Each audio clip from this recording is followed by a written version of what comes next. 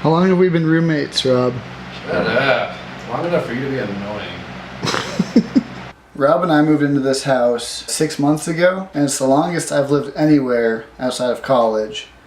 Stayed in the same place for longer than like 3 months at a time. This video is for myself, circa my entire life, and the people like me who consider themselves the wild ones. The ones who just don't want to sit still. The ones who think that there's adventure just on the other side of a plane ride somewhere to some third world country you can't even pronounce the name of. Because I used to think settling down was the opposite of a fulfilling life. I used to think that in order to have a fulfilling life, you had to travel all over the world and fill up all your social media accounts with the coolest pictures of yourself in all these super cool places. Because the thing is, I love traveling.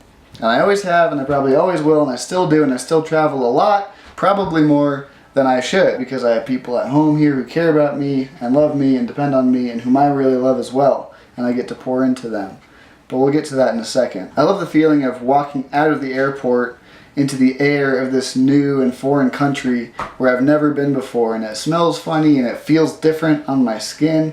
The humidity or the dryness or the heat or the cold, getting into a car in a different country, and it's some kind of make of car that I don't quite have in America. I just love every single little thing about traveling. Even traveling within America is thrilling, and it's just adrenaline rushing the entire time I'm going. And like I said, not only is this lifestyle a lot of fun, a lot of adrenaline, but it looks really, really good online, and it makes people kind of envy the lifestyle that you get to live. The digital Ethan Renault is at least 3 times cooler than the actual Ethan Renault, because I only show the coolest or funniest or most awe-inspiring parts of my life, which get to be captured digitally and revealed to you, the viewer. What I realized recently and wrote about in a blog of the same title as this video is that living a life of pursuit of adventure is not sustainable, nor is it fruitful or productive. The thing that people who travel a lot don't tell you very often is that their life is ultimately unfulfilling. You think that one more country is going to be just enough to fill up your passport and make you satisfied that you've traveled enough. Or maybe one more scenic picture on top of a mountain in this country, or this one. Or maybe one more trans-European hitchhiking adventure, and then you'll be satisfied. But the problem is, you're never going to get to that point. I've traveled a lot. I've lived on 6 out of the 7 continents, but none of my travels had made me once and for all satisfied. When our goal is to bounce from here to there every other week, we lose the ability to put down deep roots anywhere or in any one. We're unable to contribute to the society or the community that we have wherever we live.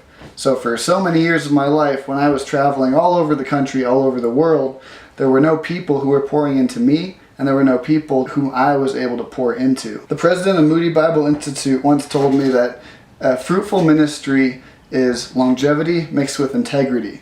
For years of my life, I thought I was doing really fruitful ministry, being with all these different missions organizations, bouncing from here to there in this country and that country, when in reality, I think I may have shown up and done something cool, which was more about me than anyone else I was ministering to.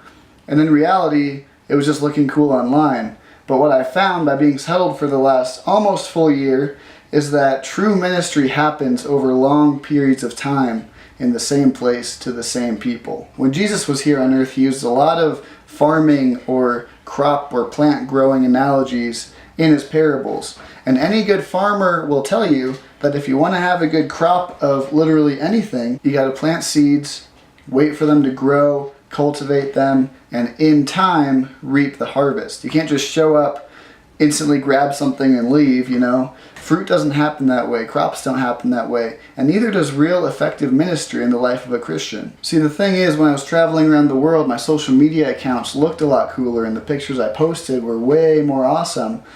But being in the same place has really allowed me to both bring seeds to these kids who are in my youth group and plant the seeds, grow the seeds, and watch them grow as God produces fruit in their lives over long periods of time.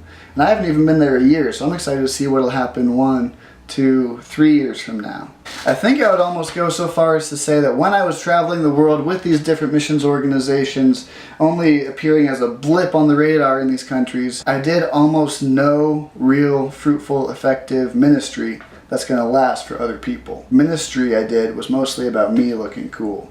That may not be true for everybody, but I think that was true for me. I used phrases that sounded really biblical and spiritual in order to justify me bouncing all over the place and traveling all over the world. Now compare that to missionaries who move to a new country, plant roots there, and stay there for a decade, 2 decades, 3 decades, and the kind of ministry and the kind of fruit they see come out of their ministry over a long, long period of time, as opposed to just a couple weeks or a month or 2. There's even the story about this old school missionary named Hudson Taylor. He was a missionary to China, and there was one story where he had a tooth infection and he was forced to leave the people that he loved in China, go back to America and have his tooth pulled.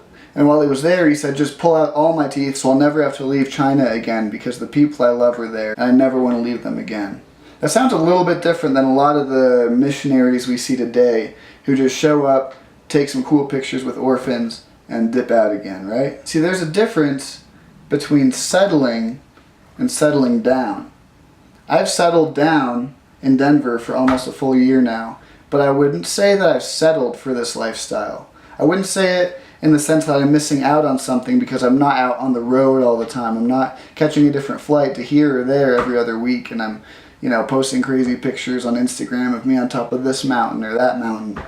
I've settled down, but I haven't settled in the sense that I'm missing out on a better life because of it. Think about it in terms of marriage. Just because you get married and you find the girl or the guy that you love and you want to spend your life with, you're limited to this person. You're limiting your love and your affection to this one person.